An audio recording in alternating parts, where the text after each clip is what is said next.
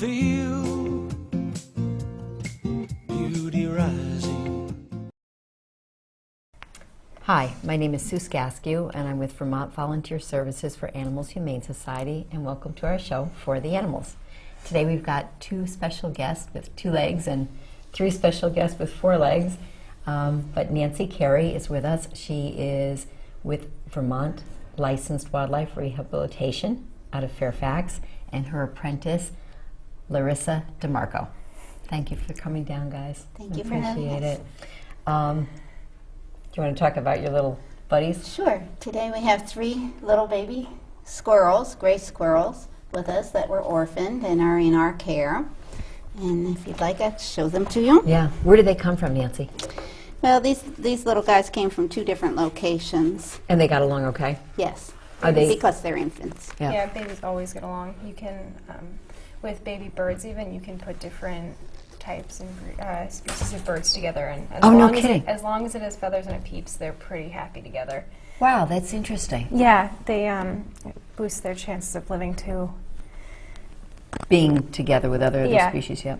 Here's the little baby. Oh, Nancy, what a face. Can you get that on screen? Look at the little one. Oh, how cute. And how old is this one? The little baby's a little over 5 weeks. Their eyes open when they're 5 weeks old. Thereabouts. And so that's about the age of these little ones. So how long have you had them? Let's see, just a few days, actually, for each of these. Wow. 2 are litter mates and 1's a singleton. So there's 3 in here now, all together, and they've made a family unit. So what happened to their families? That we don't know, and that's often the case. So that we don't always know what happened to mom. Sometimes we do. And is it bad for them to be raised alone? It is. It's not impossible, but it certainly is less stressful for them to be raised with conspecifics, their own species. Okay, what do you feed little guys like this? Puppy replacement usually, or just any animal replacement formula. So it's bottled? Yeah, you get it as a powder and then you make it into a formula. I just had some kittens at the house and I was using kitten formula. They actually didn't like it, which is the first litter I've ever tried to work with. It absolutely rejected it. But so kitten replacement formula has a higher protein content than these guys would need because cats are carnivores and these guys are not, although they do eat a little bit of protein, eggs and things like that, insects. But there's a different balance, so it's better to keep them on a puppy diet, puppy formula. That's initially when we first get them and they're on formula. These guys are getting weaned, so they're getting a wide variety of food to sample. Some of it is cereal, grains, nuts, vegetables. They also get dirt, soil to get some nutrients from. That's one moving around right now. And there's 3 in there? Yes. Oh, do you know what sex they are? There's 2 boys and a girl. Yeah. Yeah. How precious. When we were talking before, you mentioned about their teeth. Could you explain that? Yes, their teeth continue to grow, as with all rodents, and that they need things to follow them down. So we put rocks in their cage. They would do that. They'd sharpen their incisors and file those teeth down. And they just instinctively know to do that? Yes, they know to do that. Huh. Now these are 5 weeks old. Yes. How do you know when to release them? At what age? Well, normally they would be in their nest. These are tree dwellers, unlike ground squirrels. And they would start venturing out at about this age. They would come out, look around, go outside of the nest and around the tree branches and go back in. And when they start feeling comfortable with their environment, they would venture a little further and a little further, kind of like our kids do. The little 2-year-old starts venturing a little further away from mom. And then they go to California and leave you. They do. And that's what we're waiting for, is the California trip. Oh, no. Sorry. But, so you can pretty much tell that they're ready to explore further. What we do is provide that environment so that they're safe from predators and have that opportunity to do what they would naturally do. Now, So they slowly come out of their Usually, den box. yeah, and usually what happens is the older that they get, the bigger the cages we put them in, to the point where when they're almost ready to be released, you put them in, it's called a flight cage, because I know for birds anyway, it's a cage big enough that they could actually take flight in. To give you a estimate of like how big it would be, I know Nancy's are huge, but so when you say flight cage, you mean so they jump from one spot to yeah, another? so that they're able to do that. And same with squirrels. I mean, they need to learn how to scurry up and down trees and whatnot. And usually, you put logs and branches and stuff in there for them. Okay. Until with squirrels, you can just almost open the door and they'll just venture out of the flight cage and they're released. Right. So That's interesting. Boy, you know, I'd like to come up someday and record on site just to see what it looks like. It's got to be an impressive facility. It is. You know, we kind of live it every day and care for them and clean up after them and all of that, so we kind of forget the refreshing outlook of a new person coming in New and eyes. seeing it. Well, how many, you know, I know this is your passion and you work like mad the spring is like crazy for you. How many animals this year have you done? Well, this year we had 26 baby skunks and 23 baby raccoons, and now, of course, other little babies are coming out, the second litters. You have the of possum. Squirrels. Yes, a possum. And the painted turtle? Yes. Oh, no. I'm sorry, that was Nancy Carey. Oh, okay. That was Joanne. Joanne Nichols, sorry. Yes, Different wildlife rehab. How do you care for so many at once? Well, it takes scheduling, although it's not in writing, but it certainly takes planning and discipline. it also helps that it seems counterintuitive, but it helps that there's more of them because they keep each other occupied. So it's, as long as you get them in a box together, you can shut the box for a while and go and feed other babies and then come back and feed them, and it's not like a complete disaster. It's chaos, but it's not a disaster. You don't have everybody coming out at once? So, wow. yeah. So how many of you work on, right now, how many people do you have helping you feed? Just Larissa. It's Larissa and I. That's amazing. Yeah. That is amazing. I just knowing this litter of kittens that I had at the house, 5 kittens, how much time it takes between feeding and cleaning and attention. The cleaning, a lot of people think that most of the job is taking care of the babies, but it's taking care of their environment. The Right. cleaning, the preparation of the formula, the cleanup afterward, doing loads of wash. We keep our babies very clean because their mothers would keep them very clean. So they're in a clean environment. We introduce natural substrate and products into it, but primarily this is what we use for the babies' blankets because we can't wash the soil or the wood chips properly, so this is their bedding. But other things, there's apple branches in there. Baby squirrels like to gnaw on apple branches. And so we introduce both natural and man-made. Okay. And often, the younger they are, man-made products are actually better because grass gets wet and cold, and it just for a baby to be wet and cold really, really puts them behind the 8 ball, and it makes Nancy and I's job that much harder to bring them back when they're wet. Somebody's natural instinct would be to, try and make a nest or pull grass and dirt, and that doesn't work. Yes. No. Well, green grass is cold and wet. Dry grass, like hay, is not. And so that's good. But it's not very comforting either when you've got a baby that's already been stressed out because it's away from its mother and we don't know what type of trauma it might have gone through. So it's better to have them in something warm like fleece and soft. And you mentioned that terry cloth is not good. No, terry cloth, because of the little loops, terry cloth is very absorbent. That's why we use it in our baths, in our showers. But it's cold. It's not very warm. So, and the loops, their little nails can get caught in those loops in the terry cloth and break their toes, twist their little legs. Ideally, fleece is the best. Right. Yeah, that's By right for the far. kittens too. Yeah. So if somebody finds an orphaned wildlife, what do they do in order to reach out to a rehabilitator? Well, they make a couple of phone calls. Usually you have to make a couple of phone calls because there's very few of us in the state. There's probably maybe 14 or 15 licensed rehabilitators. in the whole state of Vermont. And so you may need to make a few phone calls before you get in touch with the right person. And then you'll get referred to the person that does that species. Okay. I know, and I've called, you've had different animals. Any particular case stand out in your mind this year? Well, this year, yes, I got a little baby raccoon in from the trash transfer station. Oh. And they suspect that she was caught in the baler. And her tail, half of her tail was missing. It was cut off.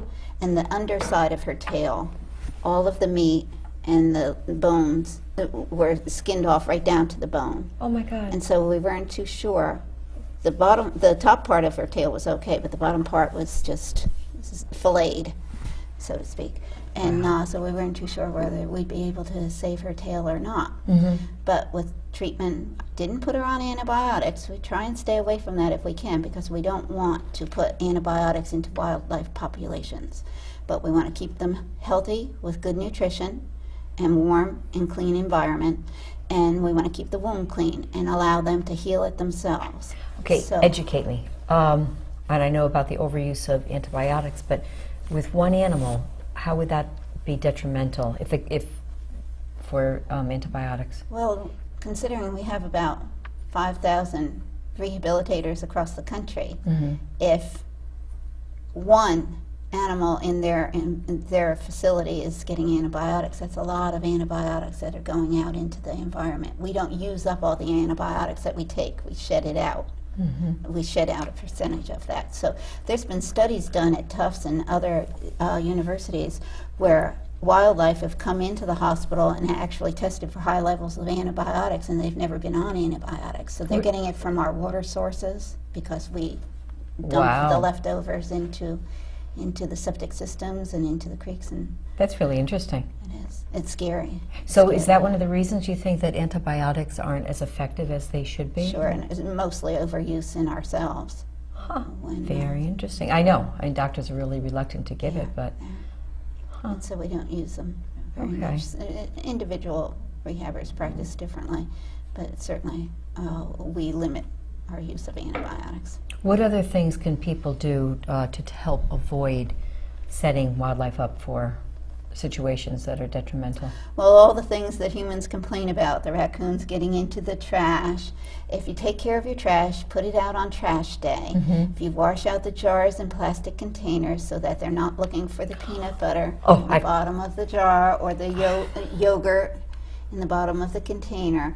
If you clean up our trash a little bit better and secure our trash pails, that's one thing. Another call that we usually, not for raccoons, but squirrels and birds, is that a cat got it or a dog got it. Just know that if you're going to have an outdoor cat, you're going to have these problems occur, because they're predators. That's what they do. I have So Brian and Andy, two cats that they are wicked hunters. The only way I can do what I do is to have my cats in and out. But I went and I found finally a Gillingham's bells, and Greg made collars for them so you can hear them coming. So the birds, knock on wood, have been pretty safe. The moles and voles, unfortunately, don't fare as well. But it's tough. It is tough. Yeah. It is.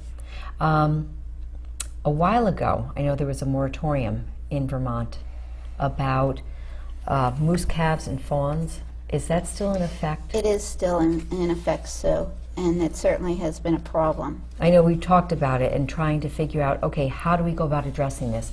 What do we do? You had mentioned about one circumstance that was really hard to hear, but would you share that now? Yes, a woman called me this season about a fawn. She saw the dead doe, so she knew that this little fawn was orphaned. It wasn't a kidnap case, which sometimes they are. Sometimes people find them in the field and take them home inappropriately. But this happened to be a truly orphaned fawn. And the fawn had jumped a fence into her neighbor's yard, and there was no recourse. Nobody was allowed to take care of that fawn. So the woman had called and found that out, and wound up having to watch that fawn die. It took 8 to 9 days for that That's bizarre. fawn to die. it really hurts to be hungry too. It's To painful to starve die to that death is way. absolutely terrible. Okay. That's not right. I know in New Hampshire, Elaine Connor's Wildlife Rehabilitation Center, that I think is fantastic, will take in orphaned fawns. Yes. So we don't do it here. Why? Well, because of the fear of chronic wasting disease. There was one case of chronic wasting disease in New York State. Mm-hmm. Now, in spite of that, their wildlife rehabilitators are allowed to take in fawns and do New York fawns and release them back into the wild, as they are in New Hampshire, although there's no chronic wasting disease there. So they've just restricted the area where that fawn came from. That case of chronic wasting disease was caused by the humans that were taking care of the fawn. The fawn was eating inappropriate things. Like what? Animal byproducts. Oh. Fawns graze on plants. Sure. They don't eat themselves. They don't eat dog food, and Right. parts is parts. Yes, exactly. It's the same thing as with mad cow disease, and I think it's scabies in sheep. Depends on what people are feeding them. Sure. And so we do have a licensed wildlife rehabilitator in Starksboro who was licensed to do fawn and bear cubs. And so she's not allowed to do the fawns right now. She's very credible. She knows exactly where they come from and what they're going to be eating under her care. And it's sad that we don't have a solution and a resource. How do we change this policy? Well, it seems like the department is not interested in changing it. They'd rather take this more conservative in their point of view. Which department? The Fish and Wildlife Department, I'm sorry. Okay. The Vermont Fish and Wildlife Department, of not allowing fawn rehab. The way to change that is for the public to be aware that there are fawns out there that need help, as do other orphan animals, and complain about that. Well, in an election year, I think that this is a very good thing to bring up. Exactly. You know, especially for anybody who has ever been a parent or been in a relationship with a child, to see something die, to starve to death, that's horrible. I don't care if it has 2 legs or 4 legs. It's been my philosophy that Vermont, we talk a lot about being environmentally sound. Right. And caring about our environment and our wildlife. And that's why we have a Fish and Wildlife Department. Without the public caring what happens to wildlife, we wouldn't need a Fish and Wildlife Department. So they're enacted and entrusted with the care of and licensing of people to take and possess and utilize that resource. So the wildlife belongs to all of us in Vermont. That's been our philosophy. And I believe that we should have a resource to care for all species that are indigenous to Vermont. And someone should be able to take care of those orphans and put them back in the wild because the public cares about them. Yes, there is a hunting season on deer, there's a hunting season on moose, there's a hunting season on bear. That's all true. But most people don't want to watch a baby die. Right. They want to give it a chance. And so we need a resource to do that. And wildlife rehabilitation is that resource. Educated, experienced, professional people raising animals wild to go back into the wild. Okay, so when we walk out of this studio, what could we do, or what would we encourage people to do right now? Well, I believe in starting at the top, because that's where it comes from, and it's the governor that's in charge of our Department of Natural Resources. And then below that would be the Department of Ag, the Fish and Wildlife Department, those other entities. And so phone calls and information should be passed on to those folks. Okay, love it. Yeah, Vermont's the only state, is it, I think, yeah, Vermont's the only state where we as rehabbers answer to Fish and Wildlife Department as that those are the people who are our boss, and they're the ones that tell us what to do. So it would be the game wardens. They're law enforcement, and this is another job. So what happens is usually Fish and Wildlife or rehab for Fish and Wildlife gets put on the back burner, and it's easier to put a bullet in something or let it go. Yeah. Yeah. So if you find an animal or something, if you call the department, ask for us, ask for rehabbers, because we know what they're doing, what we're doing, and it's not their element. Is what. So if you call a game warden, call them because you want to get in touch with a rehabber. And I have a list of all the rehabbers in the state, so if anybody, write it down now, stick it somewhere. 802-672-5302. It's Vermont Volunteer Services for Animals Humane Society, and I can direct it to Nancy or Larissa or the other 17 wildlife, throughout the state. Before we leave, I want to talk about what we did a few days ago and how exciting that was. Nancy came down with Larissa to our sanctuary to release, how many? Five? Yes. 5 raccoons, and it was comical. They're protected on the sanctuary by the river on one side and 200 acres of woods behind, and it's really interesting and comical to watch them. So we're going to go to that now, and Nancy can talk and tell you exactly what we saw and how they ventured out into the wildlife. But again, thank you very much for joining us. Stay with us.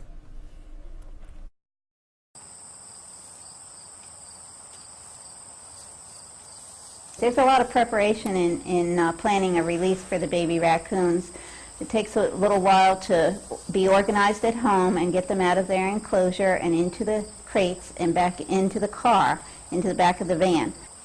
We'll unload the crates with the babies in them, and then we'll set up the food and scatter it around in the tall grass. That will help them and encourage them to forage for their food, which is natural for them. They've been doing that in their enclosure at home, but now they've got the whole wide world to forage in.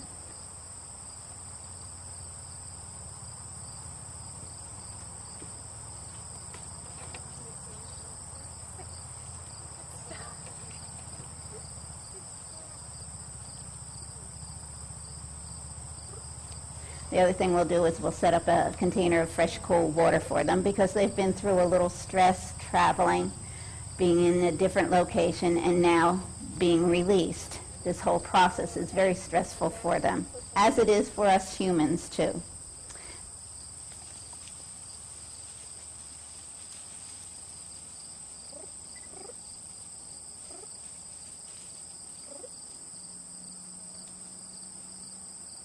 So this is their opportunity to explore in the natural world.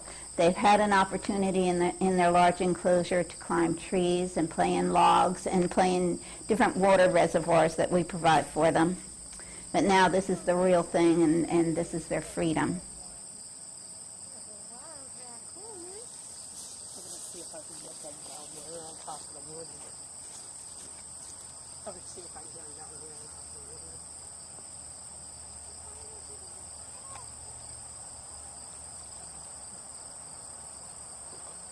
On the other side of the little shack here, in the shed, we're going to scatter some more food. This is a wonderful shelter. This will provide a safe sanctuary for them when it rains or storms for their first few days and weeks out of our care, because now they're on their own. The trees, they've had, as I said, the opportunity to climb trees, but they haven't been live trees. They've been big logs and branches and tree stumps.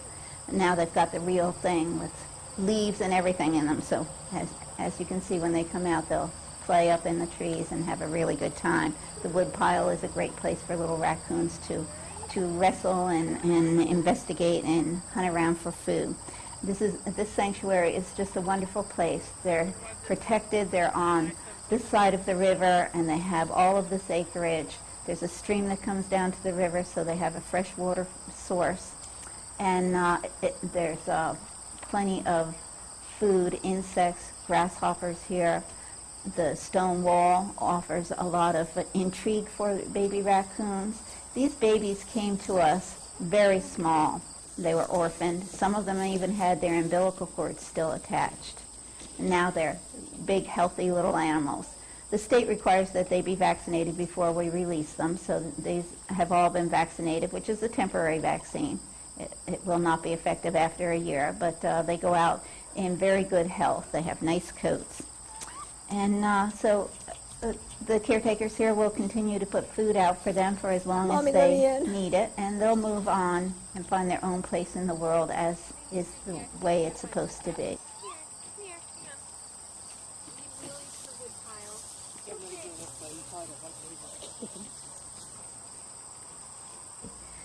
This is a bittersweet time for us. We've cared and put our whole summer into caring for these little guys, but this is exactly what it's supposed to be. They go into the wild, and we give them our blessing and Godspeed.